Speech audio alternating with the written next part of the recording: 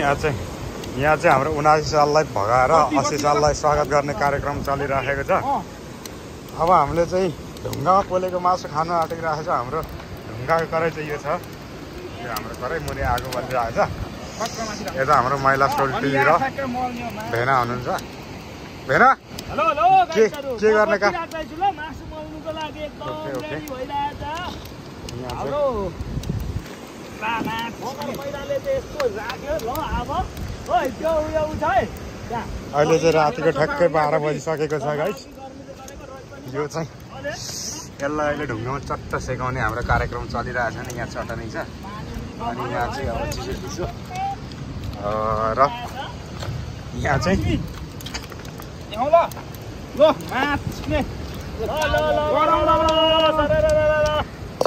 मासु मल्ने कार्यक्रम मलाई हुँदैछ ल। मेरो चाहिँ हाम्रो मासु मल्ने भाडा देखिहाल्नु भएको छ। यो पानी जानु ल एकछिन। मासु मल्ने भाडा सर्लक राख्ने के।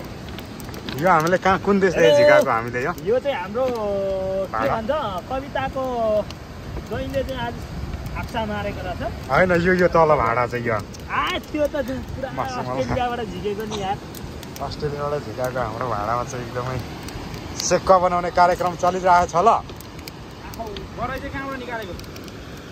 यो कराई चाहिँ हामीले बङ्गलादेशदेखि झिकाएको।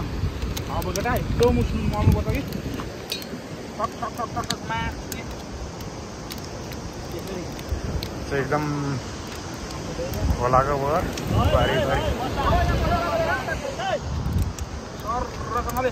मसला हाल्ने कार्यक्रम भइरहेको छ।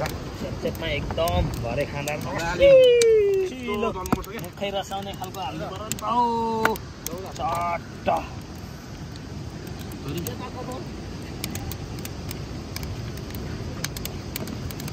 दुईपट्टि पल्टाएर हाले सेकुवाको कराई साथी हो तातिँदैछ है।